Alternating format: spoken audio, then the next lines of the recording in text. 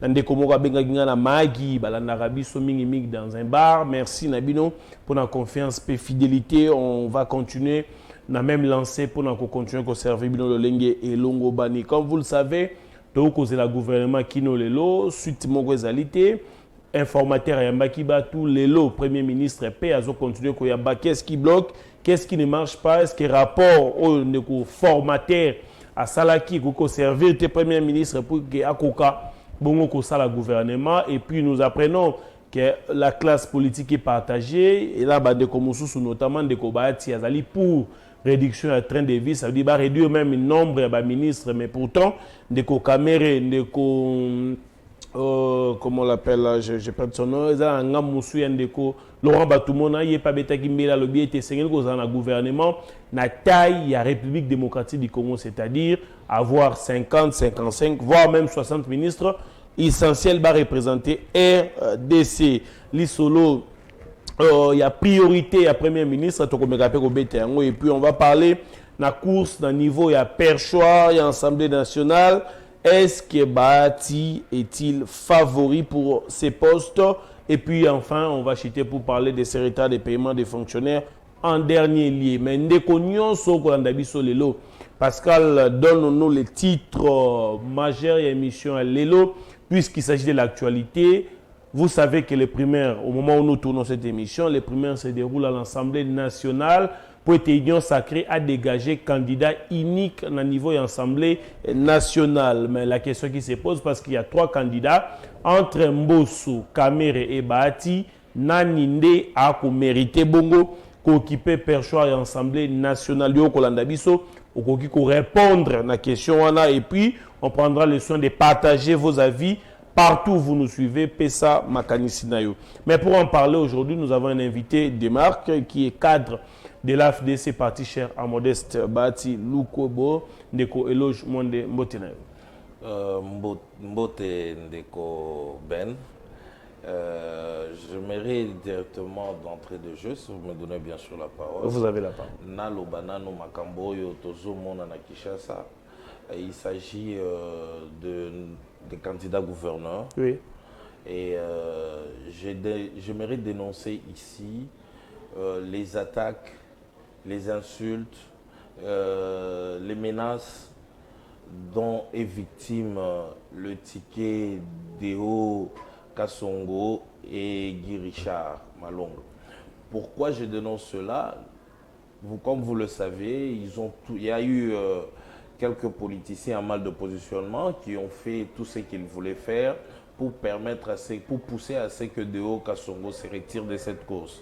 Mais Deo Kassongo, ayant la confiance de la population quinoise, ayant la confiance des Congolais qui vivent à Kinshasa, ainsi que de l'autorité de la haute autorité de la République, qui est le chef de l'État, Félix-Antoine Tshisekedi, ne pouvait pas se retirer, parce que pour lui, se retirer de cette course serait synonyme à trahir les Congolais les Congolais qui n'attendent que Deo Kassongo puisse arriver à l'hôtel de ville afin de redonner à la ville de Kinshasa sa couleur d'antan.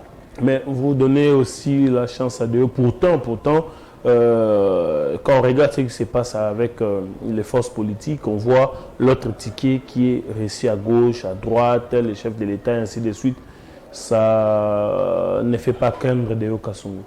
Non, d'abord, vous devez savoir une chose, que le chef de l'État n'a pas encore jeté son dévolu sur un quelconque candidat.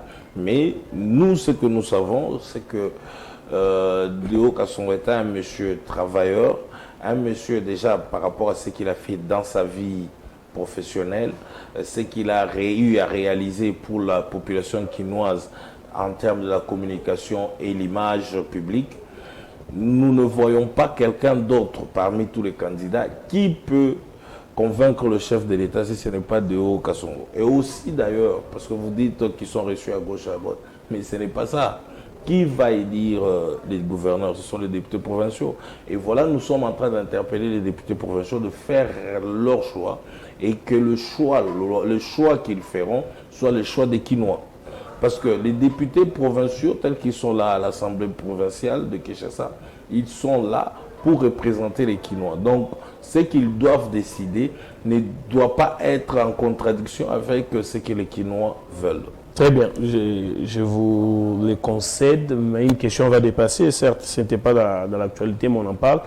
Mais comment ça va se faire pendant que l'AFDC, on a vu un document, on a vu même aussi le président Bati recevoir l'autre ticket. Il donne l'aval aux députés provinciaux de voter pour ce ticket-là pour éviter des conflits. Comment ça va se passer? Nous sommes en démocratie. Nous sommes en démocratie. Comme vous le savez, les candidats vice-gouverneurs du ticket Deo Kassongo et notre secrétaire général. Donc nous sommes en démocratie et nous ne pouvons que laisser la démocratie s'exprimer. Donc il va se battre contre le mot d'ordre du parti. Il n'y a pas de mot d'ordre. Comme vous comprenez, nous sommes AFDC, Alliance de forces démocratiques du Congo. Nous sommes un parti politique démocratique. Et aussi, d'ailleurs, si nous on allait au-delà, nous sommes un regroupement qui prône la démocratie. Et à ces titres-là, nous laissons la démocratie s'exprimer. Très bien, merci beaucoup. À la FDCA, il n'y a pas de mot d'ordre. Il y a la démocratie qui doit se... Parce que nous travaillons, nous tous, nous avions adhéré à la FDC parce que nous avions certaines recommandations de la population. Au sein de la FDC, nous amenons toutes ces recommandations de la population pour en faire de sorte que ça soit notre cheval de bataille pour permettre que si on doit diriger une province, une ville, on doit diriger un gouvernement, on doit diriger n'importe quel niveau de pouvoir que nous pouvons avoir, nous puissions de faire de notre cheval de bataille les préoccupations des Congolais. Très bien, merci beaucoup, monsieur Loge. Vous savez que la sortie du gouvernement, les Congolais attendent avec impatience la sortie du gouvernement. On pensait qu'avec ce que Augustin Kabouya a produit comme travail, que les premiers ministres nommés pouvaient tout simplement se servir de cette base de données pour nous sortir un gouvernement dans un laps de temps. Mais bon, on constate que ça fait 3 semaines, jusqu'à preuve du contraire. Elle continue encore à recevoir, il faudrait qu'il y ait des rapports, ainsi de suite, pour attendre encore qu'ils échangent avec les chefs de l'État pour enfin qu'on ait un gouvernement.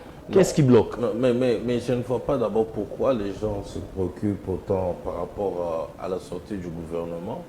Mais parce que ça va faire 5 mois. Non, parce que on peut avoir le gouvernement aujourd'hui. Oui.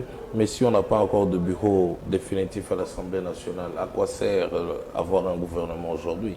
Donc je crois, à mon humble avis, la population devait plus se préoccuper à pourquoi on n'a pas encore de bureau définitif à l'Assemblée nationale. Parce que, peu importe, on nous donne le gouvernement aujourd'hui. Bon, ils sont nommés ministres, ils seront là. Parce qu'il faudrait les doter de véhicules et toute la sécurité qu'il faut.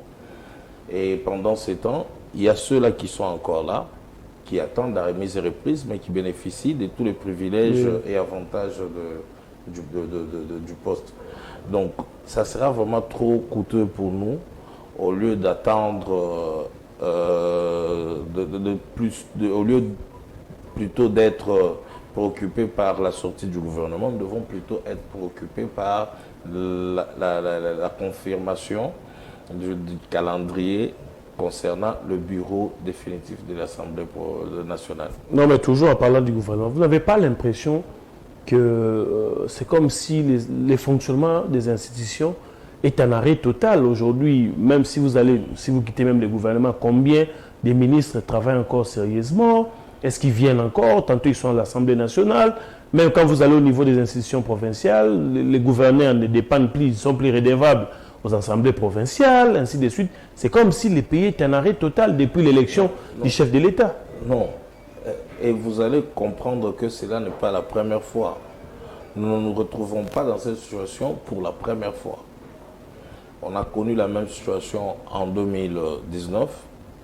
On a connu la même situation en 2011 et d'ailleurs en 2011 on a eu même quelque part à violer la loi parce qu'on a nommé un premier ministre soi-disant intérimaire qui travaillait, qui avait tous les privilèges du pouvoir mais qui n'a jamais été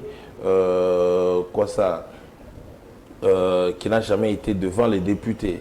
Oui. Vous voyez, donc là, je parle du feu Kouyagialo, paix à son âme. Et en 2006, 2017, 2007 plutôt, on a eu encore la même chose. Donc pourquoi j'évoque cette répétition? C'est pour comprendre que ça montre aussi les faiblesses que nous avons dans nos lois. Donc, nos lois ont besoin d'être réformées.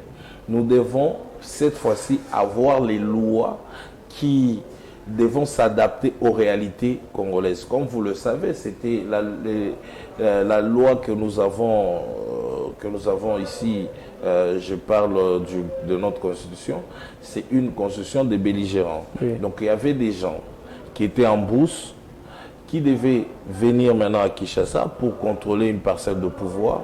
Ces gens-là sont mis autour d'une table. Il fallait les satisfaire. Il fallait répondre à ces besoins pour que ces gens-là acceptent de quitter la bourse, de quitter les armes pour venir dans les institutions. Et vous comprenez, il fallait avoir une loi qui va les convaincre. Donc c'est ça notre constitution que nous avons aujourd'hui. Est-ce que le Congo d'aujourd'hui, c'est le même Congo qu'en 2004? J'ai dit non. Le Congo d'aujourd'hui n'est pas le même Congo qu'en 2006. Le Congo a changé. Le Congo a évolué. Mais malheureusement, si nous devons garder les mêmes articles que nous avons dans notre constitution, il y a certains articles qui nous retardent. Notamment aujourd'hui, nous retrouvons 4 mois après, on n'a toujours pas de gouvernement. Ce n'est pas parce que Félix Antoine Tshilombo Tshisekedi ne veut pas, ou encore ce n'est pas parce que Modeste Batil Lukwebo ne veut pas, ou ce n'est pas parce que Madame la Première ministre Judith Toulouka ne veut pas. Non, c'est parce que les lois que nous avons dans notre pays nous mettent dans cette situation où nous sommes bloqués, nous sommes coincés. Nous avons besoin de réformes. Et je veux vous le dire, là c'est par rapport à l'installation du gouvernement. Mais vous allez vous rendre compte que nous pouvons aller dans d'autres domaines, nous pouvons aller dans d'autres secteurs. Vous verrez que nous avons besoin de réformes. Alors, de vraies réformes.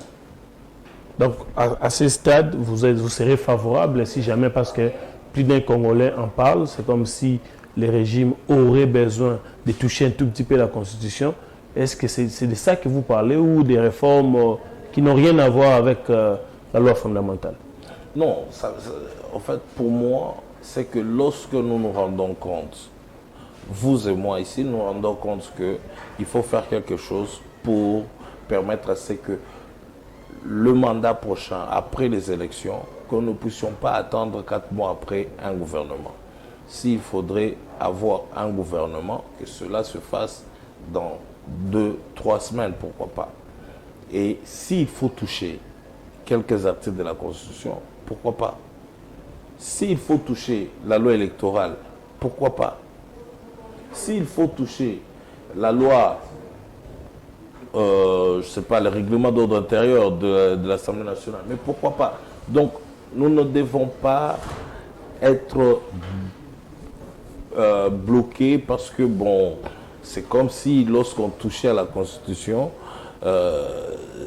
c'est comme si nous ne sommes plus Congolais, nous devenons, je ne sais pas, ouais, parce que quand on parle de la Constitution, ou Angolais. Non, généralement, les Congolais voient les velléités d'aller au-delà même des mandats, de prolonger, nous amener à la 4e République. Non, le Congolais, dire que le Congolais voit ça, c'est faux et archi faux. Et nous ne devons pas encourager de tels propos.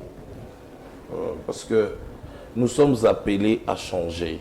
L'homme est appelé à évoluer. Vous savez, il y a Mohamed Ali qui dit a man who sees the world at his 50 as he used to see it at his 20, he has lost 30 years of his life.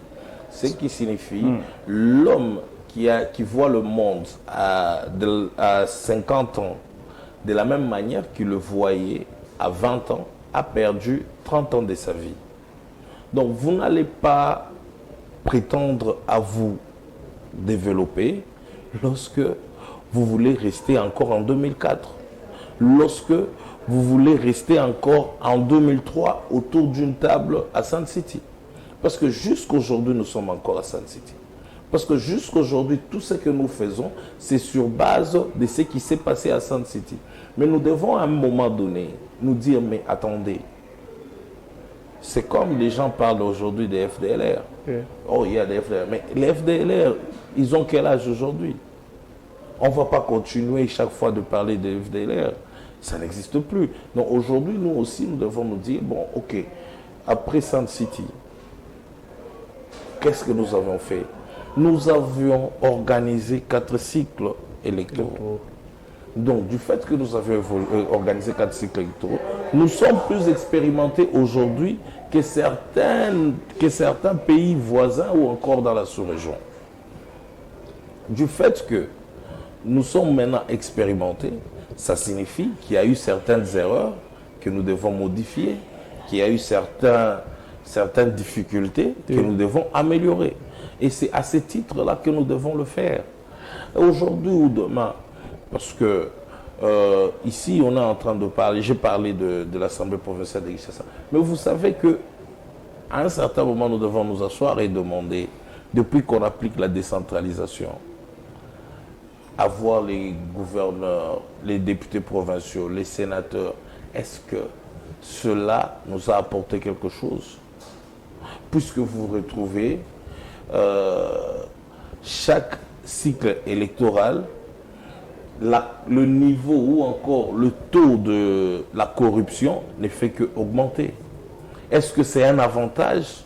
Est-ce que nous évoluons ou bien nous régressons? Donc si nous régressons, donc il faut qu'on puisse revoir cette loi qui fait de sorte que nous puissions régresser alors qu'on devait aller de l'avant. Est-ce que la République démocratique du Congo a un problème de loi ou c'est un problème de respect de ces lois? Parce que là, on parlait par exemple des entités décentralisées, vous parlez par exemple de la décentralisation avec les provinces, ils vont vous dire qu'ils n'ont pas eu les moyens de leur politique, la rétrocession n'arrive presque pas. Mais est-ce que ce serait un problème de loi ou c'est un problème d'application de ces lois? Non, c'est un problème d'abord de loi. N'oubliez pas que la Constitution elle-même ne parle pas de rétrocession. La Constitution parle de la retenue à la source. Mais il y a eu un moratoire. Ils se sont convenus, au lieu d'appliquer la retenue à la source, on applique cette fois-là la rétrocession. Donc il y a eu un moratoire. Et ça, c'est aussi la loi. Parce que lorsqu'on introduit un moratoire, donc la loi change. Nous ne sommes plus dans la loi de la retenue à la source, nous sommes maintenant dans la loi de la rétrocession. Donc, ici, lorsqu'on trouve qu'on n'arrive pas à rétrocéder, ça signifie que cette loi de la rétrocession ne marche pas. Alors cette fois-ci, appliquons la retenue à la source complètement. Voilà pourquoi moi, personnellement, à un certain niveau, je le dis clairement, sans me cacher, je dis, moi, je prône un fédéralisme. Alors, un fédéralisme fort qui permettra à ce que nous puissions développer nos provinces. Et aussi, changer même le mode d'élire les gouverneurs et les sénateurs. Au lieu que ce soit indirect, mais que ce soit direct. Donc voilà les réformes qu'on peut amener pour faire parce que lorsqu'on parle réforme, c'est pour permettre à ce que nous puissions vivre mieux demain. C'est parce qu'on a vu aujourd'hui il y a quelques difficultés, alors il faut vivre mieux demain. On amène quelques changements dans nos lois, on amène quelques changements dans la manière de faire les choses. Au regard de ce que vous voyez, la vie sociale, tout ce qui va avec l'insécurité, tout ce qui va, quelles peuvent être les priorités du gouvernement Toulouka, s'il faut l'appeler ainsi? Quelles doivent être les priorités? À quoi doit-elle s'atteler rapidement? Vous voyez déjà là, je reviens encore à ce qu'on est en train de dire, les réformes. Oui. Le gouvernement Toulouka a besoin de réformes pour permettre à ce que le Congo est grand. Et l'économie congolaise en réalité est une économie, je peux dire, riche en ressources. à ressources agricoles. Parce que vous avez certains coins du pays où on mange comme aliment de base le manioc. Il faut cultiver le manioc. Et dans l'autre coin du pays, c'est le maïs. Dans l'autre coin du pays, c'est les bananes. Donc, ailleurs, ainsi de suite. Vous avez là-bas, c'est le riz. Donc, si vous vous concentrez à la production seulement de maïs, c'est pour ça, moi, personnellement, j'avais dit, le projet Bukangalonzo, c'est du saupoudrage. Et le Congo n'a pas besoin de tels projets. Le Congo doit aller dans des projets où, si c'est le gouvernement central qui doit s'impliquer, lorsqu'on parle par exemple de l'agriculture, il faut travailler en parfaite harmonie avec le gouvernement provincial et provinciaux pour permettre à ces gouvernements provinciaux qui sont sur terrain, qui sont à la base, puissent être là, être maîtres du projet. C'est eux qui doivent même concevoir le projet. Et vous, comme gouvernement central, parce que nous sommes encore dans l'application de la rétrocession, nous ne sommes pas encore à la retenue à la source. Donc, puisque nous sommes encore dans la rétrocession, vous les accompagnez par rapport au projet agricole qu'ils amènent. Et ce projet agricole ne doit pas s'arrêter seulement à la culture. Ce projet agricole doit aller aussi à la transformation. Et ça permettra à ce que d'ici 6 mois, une année, le gouvernement Toulouka parlera d'une transformation agroalimentaire dans la République. Donc, ça c'est sur le plan agricole. Je prends aussi le plan énergétique. On a déjà, comment on dit, on a déjà libéralisé le secteur d'électricité. Oui. Le secteur d'électricité est libéralisé, donc les privés peuvent intervenir. Mais vous vous rendez compte que pour construire un seul barrage, une centrale électrique en RDC, c'est tellement trop cher. Et pour récolter cet argent, pour avoir le bénéfice, cela ne peut venir qu'après 10 ans, 15 ans. Et aucun investisseur cherche à investir aujourd'hui pour récupérer son argent après 10 ans, après 15 ans. Donc, c'est libéralisé, oui, c'est vrai. Mais on n'aura jamais de quoi ça d'investisseur dans ce secteur. Lorsqu'il faut construire des barrages, et lorsqu'il faut construire même des lignes électriques, donc c'est trop cher aussi. Raison pour laquelle vous dites qu'il faut revoir. Il faut revoir. En fait, il faut des lois qui accompagnent réellement des lois qui sont en parfaite harmonie avec notre réalité. Très bien, parce que vous parlez aussi du gouvernement, vous faites allusion ici à des montants pour des constructions des barrages. On va aussi en parler parce que c'est l'actualité. Vous entendez sûrement ces derniers temps, les réseaux sociaux sont enflammés.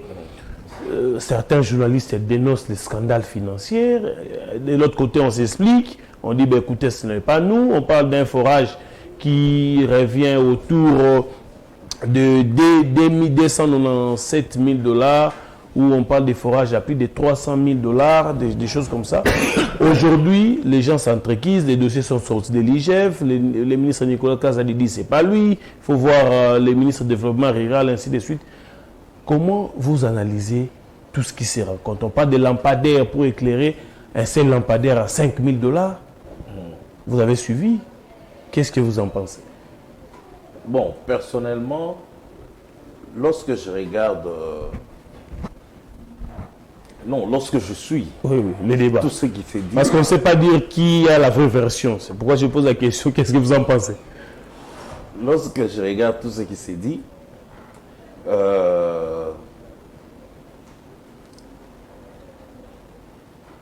j'ai même peur pour l'avenir de mon pays. Parce que je vois vraiment que soit nous sommes inconscients, donc une inconscience collective. D'ailleurs, lorsqu'on regarde même la circulation dans la ville de Kinshasa, oui, les bouchons et tout, à qui la faute? C'est une inconscience collective. Donc, soit c'est une inconscience collective, parce que ce n'est pas normal. Tous savons, lorsque un ministère est porteur d'un projet, oui, ce projet est travaillé et étudié et ce projet a un plan. Lorsque vous avez un plan par rapport à ce projet, vous amenez ce plan, d'abord un plan d'un projet qu'un ministère veut initier doit être public. Nous devons tous être capables à être en contact avec ce plan. Oui. Donc, pour savoir, et en fait, une fois que vous avez le plan, vous avez déjà l'idée des contractants que vous pouvez avoir pour réaliser ce projet. Mais lorsque vous n'avez pas un plan, vous allez vague, donc il n'y aura absolument rien que vous allez obtenir. Maintenant, ici, je me dis, c'est le ministère du Développement rural qui devait initier ce projet avec le plan. Et ce ministère du Développement rural ne devait pas aller seul. Il devait aller avec un ministère qui est transversal. Un ministère qui comprend la situation du gouvernement dans chaque ministère. Et là, ce ministère, c'est le ministère de plan. Oui. Donc, le ministère du plan devait être associé. Et à cela, il y a une direction qu'on appelle Direction générale de passation de marché, qui devait aussi faire son travail une fois on a fini avec le plan. Et lui reçoit le plan et maintenant regarde, ok, nous allons maintenant tracer les critères de ceux-là qui doivent être contractants à telle hauteur, à tel niveau, ainsi de suite. Et aussi, le Congo est trop grand. Le Congo est trop grand et nous appliquons la décentralisation. Du fait que nous appliquons la décentralisation, on ne peut pas donner un grand marché comme celui-là à un seul individu, à une seule entreprise. Pour preuve, le 145 territoires, on pouvait alors, cette fois-là, donner à un seul individu. Mais pourquoi on a donné à autant de contractants? C'est pour réaliser cela. Et du fait que nous sommes déjà dans la décentralisation, tout ce que nous prenons comme décision à Kinshasa doit impliquer ceux qui sont à la base. Oui. Donc, un projet de réalisation de des lampadaires, par exemple, pour le cas de Kinshasa, j'apprends que le gouverneur n'était même pas informé. Donc, il ne sait même pas quand ça devait prendre fin, ça a commencé par où. Voilà, ce sont des choses qu'on ne devait pas accepter. Et des deux, lorsqu'on parle de forage en question, on peut me dire que non, maintenant avec ces forages-là, en fait, vous n'avez pas besoin de l'électricité ou quoi que ce soit. C'est juste une fois la lune sort, l'eau commence automatiquement. Donc, tu vois, ce genre de choses. Maintenant, si on se retrouve dans ça, même si on peut tout dire, voilà pourquoi c'est trop cher. Mais est-ce que là où vous êtes allé construire cela, si c'est dans la province du Haut-Katanga, je donne un exemple, dans le territoire de Mitwaba, est-ce qu'il y a eu au moins une entreprise du Haut-Katanga là-bas et il n'y a aucune entreprise au Haut-Katanga qui pouvait réaliser ça? Donc voilà comment ça pouvait permettre déjà à ce que on crée des richesses dans chaque province. Parce que le projet qu'on initie, c'est pour aussi créer des richesses. Ce n'est pas pour rendre ceux-là qui ont déjà eu 2 millions, continuer toujours à avoir des millions. Donc ici, je ne suis pas là en train de critiquer, en train de dire qui a pris l'argent, qui n'a pas pris l'argent. Je n'entre pas dans ce débat. Ça, c'est un débat que la justice va nous éclairer. Moi, j'entre dans l'applicabilité de réaliser un projet. Donc, je crois, au jour d'aujourd'hui, et personnellement, je sais que Madame Judith, vu qu'elle vient du PNUD, en passant par le ministère du plan, elle va nous permettre à que tout ce qu'on aura comme projet de développement en RDC ne se décide pas par entre 2-3 personnes. Ça doit réellement impliquer les Congolais. Et alors, les Congolais dans son entièreté. Très bien. Avant de revenir à vous pour aborder la dernière partie de cette question, vous qui nous suivez de partout, beaucoup d'habitude, vous allez belé. Si j'ai un intervenir pour l'encabula makadisana biso pour l'angongo to koloba makambo ekosamba na niveau ya Assemblée nationale ba primaire bongo ya union sacrée entre bango misato entre Mbosso Kamere Bahati nani azo mérité selon bino biso to ko analyser yo po ko la ndako ko pesa makanisi na yo to ko kabula ko benga biso te commander message eza na WhatsApp eza na message normal eza na Facebook eza na Twitter partout ko na biso comment to ko ya kotanga ngo en direct. Mais avant d'aborder la grande thématique de cette émission, cette histoire des procédures d'urgence, il y a plus d'un Congolais qui me pose la question, notamment dans les réseaux sociaux, pourquoi il n'y a pas procédure d'urgence pour payer les enseignants, pour payer les militaires, les médecins ont marché ici, il n'y a jamais eu procédure d'urgence. Moi aussi j'essaie, comme journaliste, je pose des questions, on me dit, la procédure d'urgence ne passe pas par les canaux officiels, ça veut dire budget, ainsi de suite. Non, ça veut dire que c'est le ministre des Finances qui donne l'injonction directement et puis on décaisse l'argent. Est-ce que cette façon de décaisser l'argent frise un tout petit peu Oui, en fait, le ministre donne l'injonction pour décaisser l'argent, mais le ministre n'est pas chef de lui-même. Il a une autorité au-dessus de lui. Donc on parle du Premier ministre. Et d'ailleurs, pour le cas ici, nous avons même un vice-premier ministre en charge de l'économie. Oui. Donc au cas où ça ne pouvait pas passer par le Premier ministre. Mais je ne sais pas si cela a été fait. Mais si cela n'a pas été fait, déjà, il y a violation de notre règlement, comment faire sortir l'argent du trésor. Donc ici, maintenant, par rapport aux procédures d'urgence, qui devient pratiquement quelque chose de normal, alors que ça devait être une exception, voilà pourquoi nous appelons encore, nous autres appelons encore aux réformes, pour permettre à ce que, si tu dois réellement appliquer une procédure d'urgence, ça doit nécessiter une situation de vie ou de mort. Pas parce que on doit construire un marché, procédure d'urgence. Pas parce que non, il y a une école qui s'est écroulée, il faut construire le mur de cette école, procédure d'urgence. Non, pas ce genre de choses. On confond les priorités par moment. On confond les priorités. Et même quand on parle de paiement des salaires, on ne peut pas payer un salaire en procédure d'urgence. Partout ailleurs, lorsqu'on évoque procédure d'urgence, c'est une situation de vie ou de mort. Si on ne sort pas cet argent à temps, on peut perdre nos compatriotes. Et si on sort l'argent à temps, on peut sauver des vies. Voilà en quoi on parle de procédure d'urgence. Maintenant, autre chose.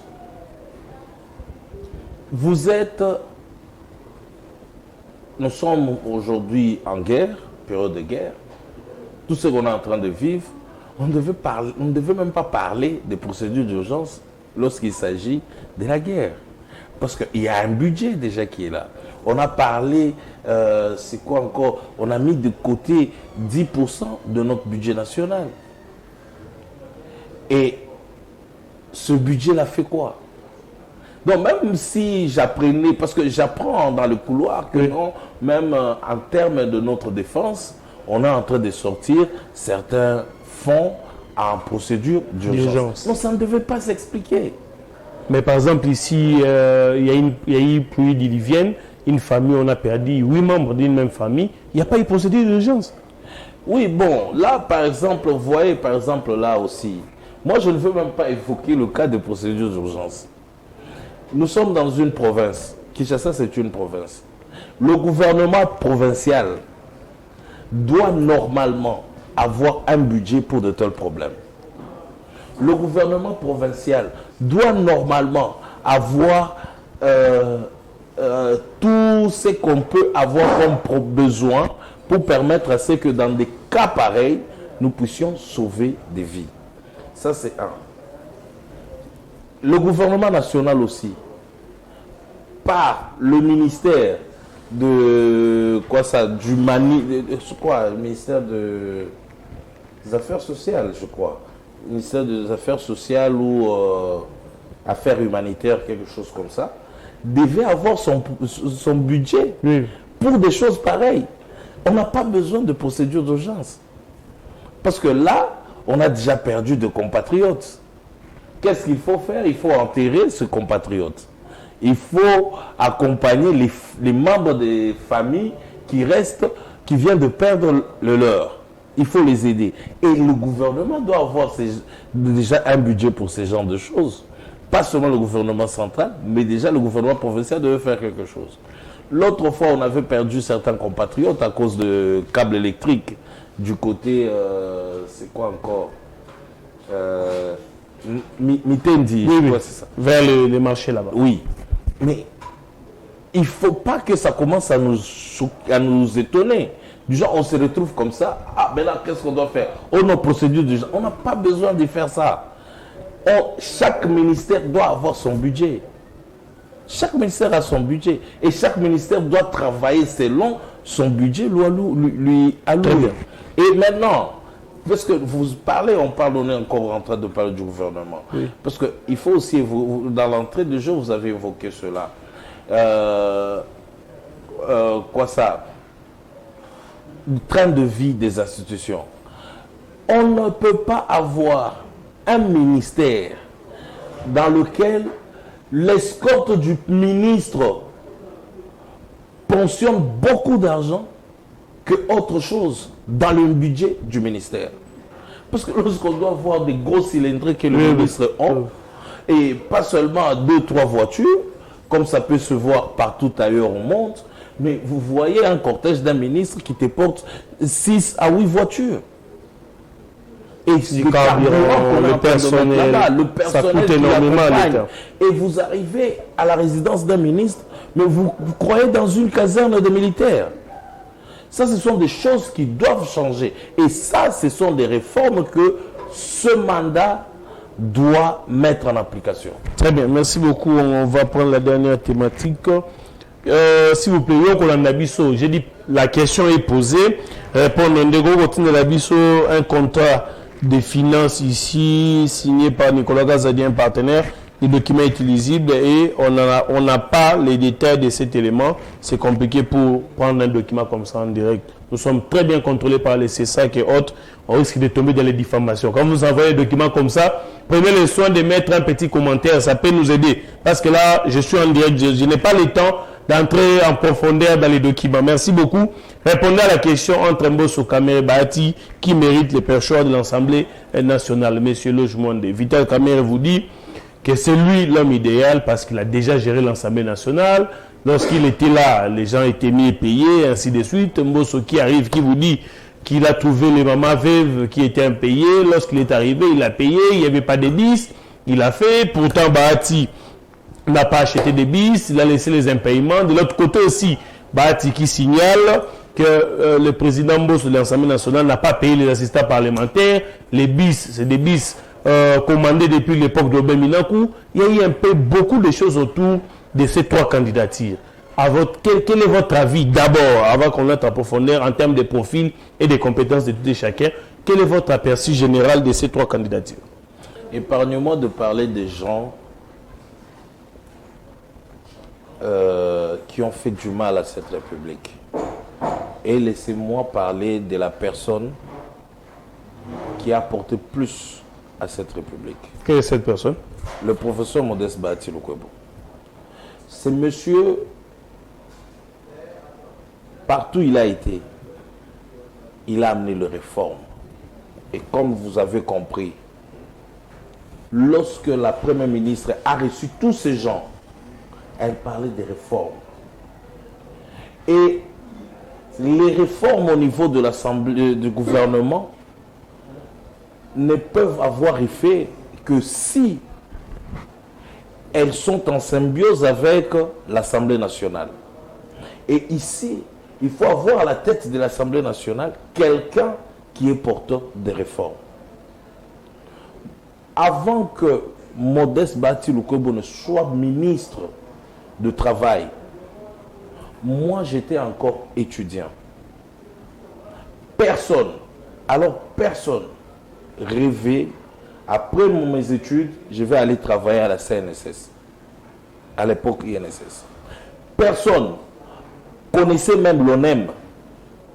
Personne connaissait même l'adresse de l'INPP ou encore à quoi servait l'INPP. Mais après le passage de Modeste Bahati, mais je vous assure, sur cette avenue, vous commencez à poser ce mode de questions à deux jeunes gens qui ne sont même pas à l'université, aux humanités. Tu termines tes études, tu peux travailler où? On te dira CNSS. On aime INPP. Pourquoi? Parce que Bahati est passé par là. Aujourd'hui, les Congolais doivent se sentir, doivent se considérer heureux. Pourquoi? Parce que Modeste Bahati Lukwebo, c'est l'homme qui a amené la réforme, qui a fait de sorte que l'État commence à subventionner le carburant, le secteur de carburant. Donc, aujourd'hui, les carburants que nous payons, nous ne payons pas au prix qu'on devait payer. Le carburant devait être cher. Aujourd'hui, dans la sous-région, nous faisons partie des pays qui a le carburant le moins cher. Et ça, c'est parce que Bahati Lukwebo, en arrivant là-bas, il a dit, en arrivant au ministère de l'économie, il a dit, je dois faire quelque chose pour aider ma communauté, la population de chez moi, à ne pas souffrir lorsqu'il faut se déplacer parce qu'elle a déjà trop mal économiquement. Modeste Bahati Lukwebo, toujours à l'économie. Papa, pour construire seulement un petit immeuble ici à Kinshasa, c'était un problème. Mais c'est parce que Modeste Bahati est arrivé à l'économie, les réformes qu'il a amenées là-bas ont permis à ce que, aujourd'hui, nous avons des usines qui ont commencé à produire du ciment et on peut maintenant acheter des ciments à moins cher et construire des immeubles. Et les immeubles sont en train de pousser à Kinshasa. Et vous allez partout ailleurs, les immeubles poussent. C'est grâce à Modeste Bahati Lukwebo qui a eu maintenant des cimenteries, pas seulement dans le Congo central comme on le connaissait. Vous arrivez dans la partie Kivu, il y a des cimenteries. Vous arrivez dans le Katanga, il y a. Et si Modeste Bahati Lukwebo se retrouve au perchoir de l'Assemblée nationale, sachez qu'on aura des cimenteries partout en RDC. Parce que j'ai déjà vu au gouvernement, le prochain gouvernement, avec la première ministre qui est là, plus le président de l'Assemblée nationale, qui sera définitivement Modeste Bahati Lukwebo, le Congo va se développer parce qu'on va mettre sur table des réformes. Ça sera un gouvernement qui travaillera. Ça sera une Assemblée nationale qui travaillera. Et d'ailleurs, la première chose, parce que ici, dans ce pays, il y a une injustice criante des rémunérations. Il y a ceux-là qui travaillent peu, mais qui touchent plus. Il y a ceux-là qui travaillent plus, mais qui touchent peu. Avec Modeste Bahati Lukwebo, première chose à faire, ouvrir un dialogue national sur la rémunération. On doit savoir qui touche quoi et pourquoi. Est-ce que les députés en sont conscients? Mais nous appelons que la conscience de ces députés. Parce que les députés ne sont pas députés aujourd'hui parce qu'ils veulent être députés. Ils sont députés parce que la population les a demandés et les a envoyés aller là-bas pour nous représenter, aller là-bas, parler pour nous. Et à ce titre-là, les députés doivent comprendre que la population a besoin des réformes. La population, c'est par les réformes que la population va se retrouver. C'est par les réformes qu'on va améliorer les conditions de vie des Congolais. Ici, il n'y a pas question d'amener quelqu'un qui va te dire « Non, moi, partout où je passe, je triple, je quadruple les salaires. » Oui, tu triples, tu quadruples les salaires, mais qu'est-ce que tu as amené comme réforme pour que le Congolais qui n'a pas de boulot aujourd'hui puisse avoir le travail? Qu'est-ce que tu as fait pour que l'enseignant là, qui ne travaille pas à l'Assemblée nationale, puisse voir aujourd'hui qu'il touche 100 $, demain il peut toucher 300 $. Ici, il ne s'agit pas d'améliorer la vie de tes collaborateurs ou de ta famille. C'est ce qu'ils ont fait. Les deux qui sont passés à l'Assemblée nationale et qui veulent y retourner. Ils ont amélioré, oui, et ça, je les applaudis pour ça. Mais c'est malhonnête, c'est méchant et mauvais. Ils ont amélioré le vie de leur cercle, amélioré les conditions de vie de leur cercle, les conditions de vie de leur famille. Mais Modeste Bahati Lukwebo, ce n'est pas comme ça. Avec Modeste Bahati Lukwebo, c'est que le Congolais aujourd'hui, il a quoi et demain, il aura quoi. Très bien. Et le Congolais aussi. Voilà pourquoi moi, personnellement, je dis toujours, Modeste Bahati Lukwebo est une grande école Et moi, j'appartiens à cette école qui me dit, lorsque tu vas au lit, avant de fermer les yeux, réfléchis, qu'est-ce que tu as fait aujourd'hui pour améliorer les conditions du Congolais. Et là, tu vas bien dormir et tu vas faire des beaux rêves. Et demain, lorsque tu te réveilles, tu te dis, qu'est-ce que je veux faire aujourd'hui pour améliorer les conditions du Congolais. Très bien. Et alors, voilà un candidat qu'il faut à l'Assemblée nationale. Merci, je vais revenir à vous. Je suis en direct. Comment ma candidature te partager dans des cotozans et puis na plateau. Je vais prendre quelques messages avant de revenir à vous.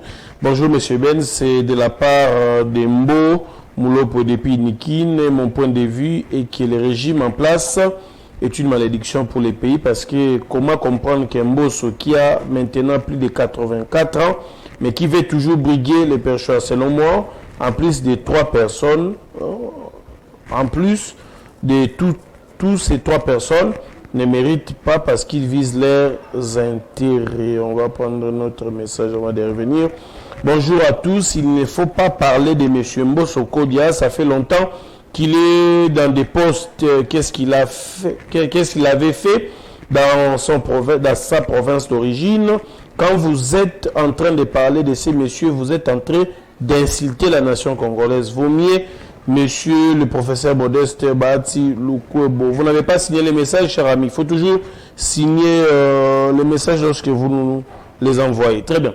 Neko Eloge. Qu'est-ce qu'il y a aujourd'hui? Parce que vous avez ici évoqué ce que le président Bahati est à mesure de faire lorsqu'il sera, vous avez confirmé, vous avez la ferme assurance que c'est lui qui sera élu comme candidat de l'Union sacrée pour ces pêcheurs. Mais est-ce que toute cette vision, tout ce que vous avez énuméré ici, est-ce qu'aujourd'hui, il suffit seulement d'avoir ces ambitions-là pour gérer l'Assemblée nationale?